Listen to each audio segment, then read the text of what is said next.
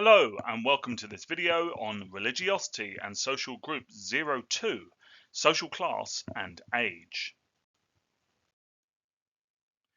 There is not much reliable information available on the social class of those who participate in religious organisations, and even less on those who hold religious beliefs. YouGov polls have found that higher and upper middle class groups are slightly more likely to believe in a personal God than lower and middle or working class groups, but the former were more likely to be atheists also than the latter.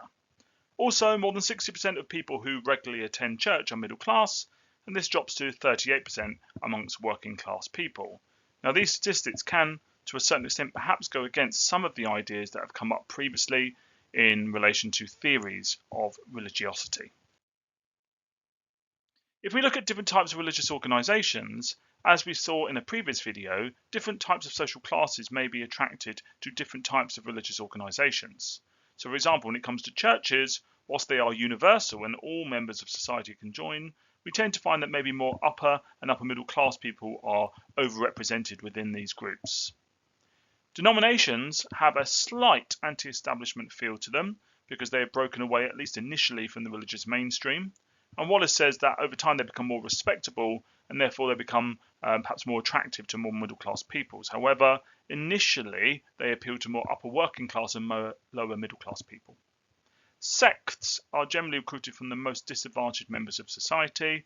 So here we're thinking about the working class, the lower working class, possibly even the underclass. However, there are some rare occasions, as Wallace identifies, that those who are relatively deprived and who come from a middle class background, more affluent people, who might be attracted to sects because they're looking for a spiritual life or a spiritual awakening, which they feel that they are lacking. Cults, because there is a money dimension to cults, in so much as that one is expected to spend money to learn the inner mysteries of the faith, often attract more kind of working class, upper working class and middle class peoples. However, again, there have been some elements where they attract more disadvantaged peoples also.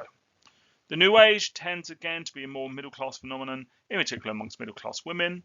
It also tends to appeal to people who have expressive professions in the media, teaching, counselling and so on, because there's that self-improvement dimension to it. And again, these people tend to be more middle class. So it is a mixed picture with some general trends and patterns, but we should be careful from ever kind of believing that one particular organisation strictly attracts certain types of social classes. In terms of the relationship between social class and religiosity, there's a range of explanations. The first of which could be that lower social classes are more likely to be religious because of their position in capitalism. If we go back to thinking about the Marxist perspective of religion, religion acts as an opiate of the masses, according to Marx. It cushions the pain of exploitation that the workers feel in various different ways. For example, it promises an escape from essential suffering and exploitation in the form of heaven or life after death. It offers the hope of supernatural intervention, the idea that God might get involved and sort out one's problems.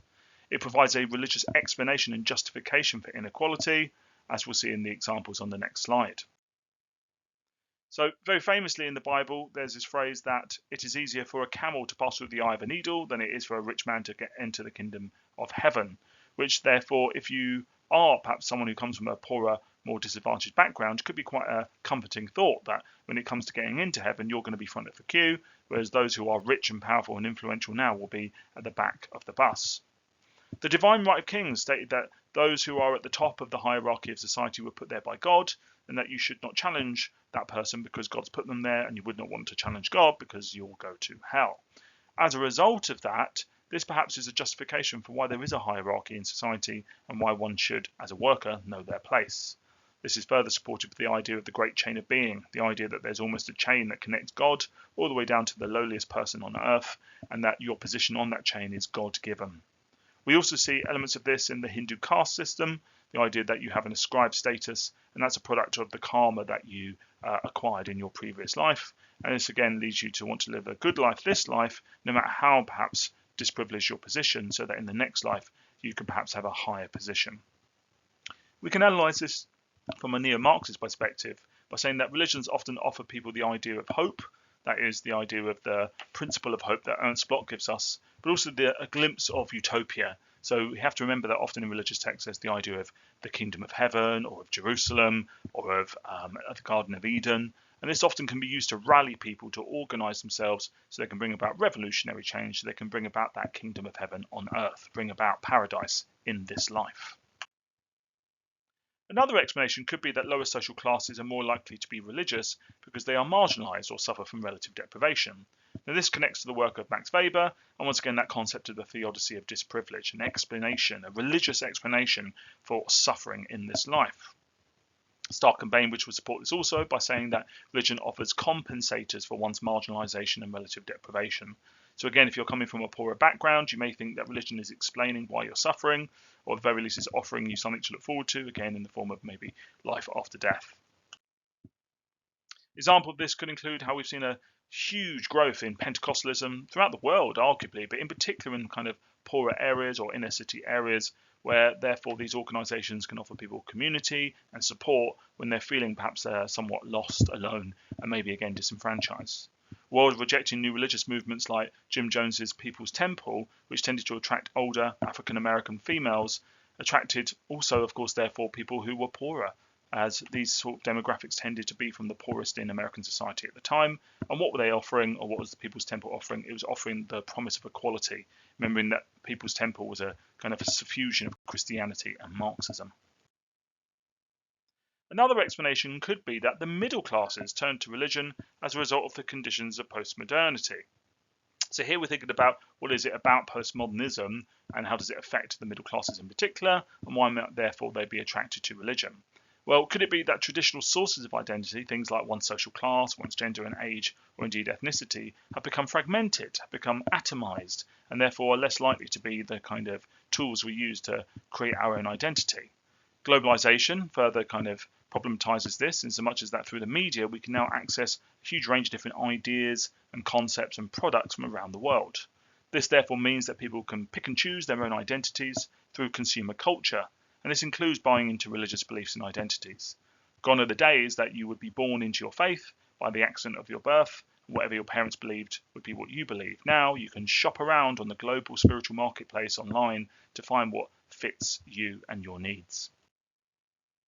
Now, examples could include, again, if we go back to the work of healers, how world-affirming new religious movements and new age ideas appeal to more affluent, university-educated, socially integrated, successful middle-class people.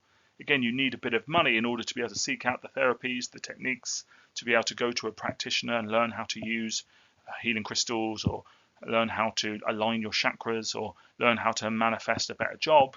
And all of this is about reducing stress and anxiety that the postmodern world we live in can sometimes create in ourselves and in our lives.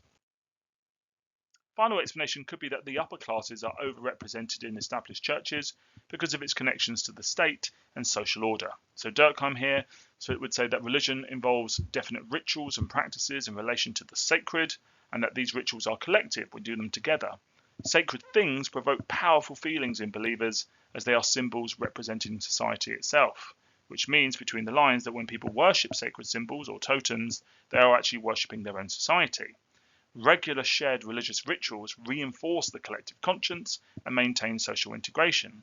Now, of course, the question is, why would the upper class support this? Well, that's simple. If society is good for you because you have a position within it which is privileged, you will be interested in maintaining that privilege. So being part of an organisation which is connected to the state, and the state's job is to maintain social order, is beneficial for you, because ultimately it's about maintaining your position in the hierarchy and maintaining your high status in society. The best example, of course, comes from the United Kingdom, where we have the established Church of England, where we have King Charles currently as head of the Church of England. And of course, if you think about his coronation, ultimately he was invested into his role by the Archbishop of Canterbury and the bishops of the Church of England. Those archbishops and bishops also sit in the House of Lords, which means they actually have a role in the state. They have a role in creating and deciding the laws that govern our society.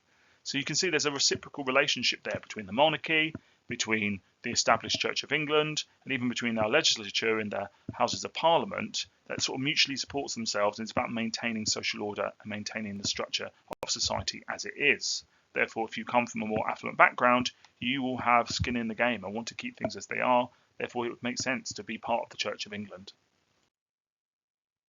The final dimension we need to consider is the relationship between age and religiosity. Research evidence clearly shows that in the UK, older people are more likely to go to church. Briley found in the late 70s that the average age of a churchgoer was 37, but by 2005 it was 49. In 2005, nearly 60% of churches had nobody attending between the ages of 15 and 19.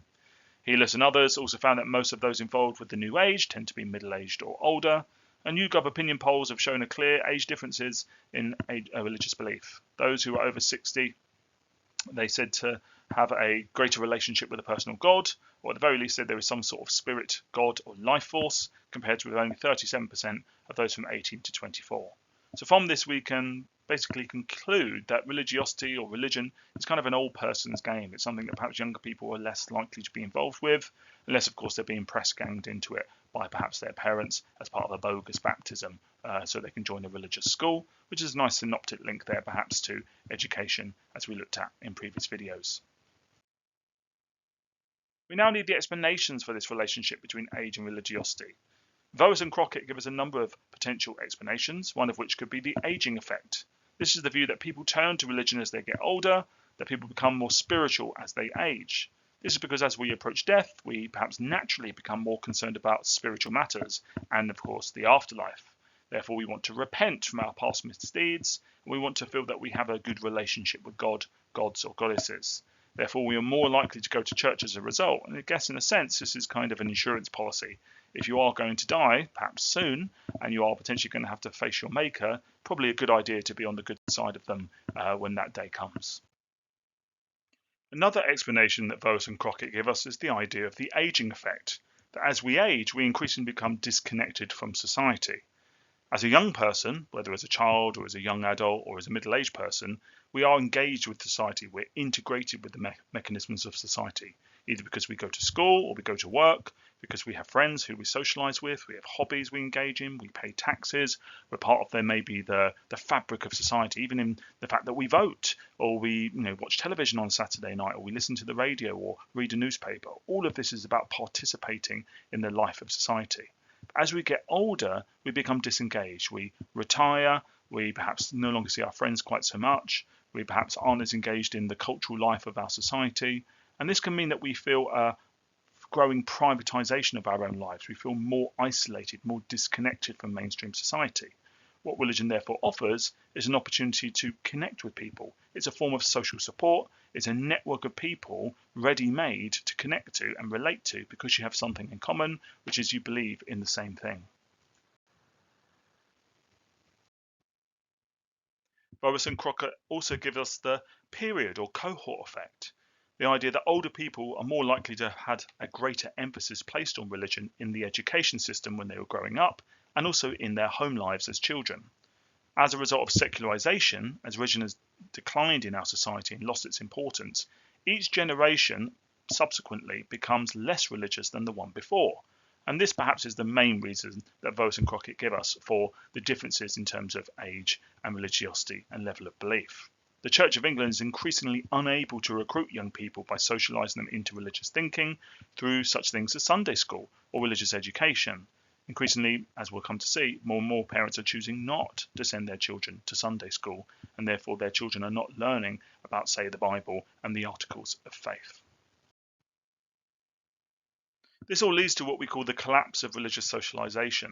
Carrying on with the theme of Sunday schools in the 1950s enrolled about a third of all 14-year-olds, but have now all but disappeared.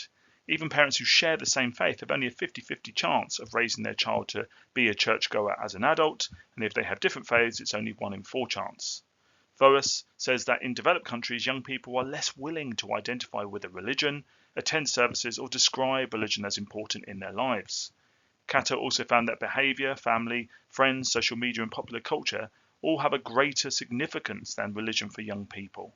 So it's simply being pushed down the kind of order of precedence in terms of what's important for young people. And as parents aren't the ones forcing this or making this happen, it simply is not happening.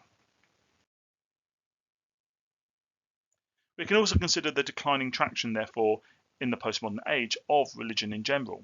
Globalization, particularly in the media, means that people can now access a huge range of ideas from around the globe, This is, of course, the religious marketplace. We can simply jump online at any given moment using our smartphones and look at any religion in the world and any belief system you want. And this devalues religion for younger people because it's less rare, it's less special, it's less sacred. The fact that all religions are available equally all of the time means that they're all equally as important and indeed unimportant as each other. Lyotard, the postmodernist, argued that young people have become less religious because they no longer believe in the old religious explanations. They can pick, mix, or reject any beliefs they choose. And ultimately, of course, religion is just one meta-narrative amongst many meta-narratives. It's just one grand story, one grand narrative that doesn't have to be believed in more than any other great narrative. In terms of examples of this, well, family, friends, social media, and popular culture all have greater significance than religion for young people today. Young people find services boring, repetitive, old-fashioned, full of old people and out of touch with their styles and their own attitudes. Leisure instead has become a bigger part of people's lives, whether that's shopping, going to clubs, going to pubs, all of which are now open for long hours, including on a Sunday. So no longer does religion, and in particular Christianity, have that special space that where it can attract people at a certain time of the week for a certain reason. Young people have more demands on their time and have more interesting and enjoyable things to do. If nothing else, why not just sit around and sit on your smartphone? Because there's often a lot more kind of enjoyment perhaps to be had from TikTok and Instagram Reels than any kind of religious service potentially can offer. That's it. Thank you very much.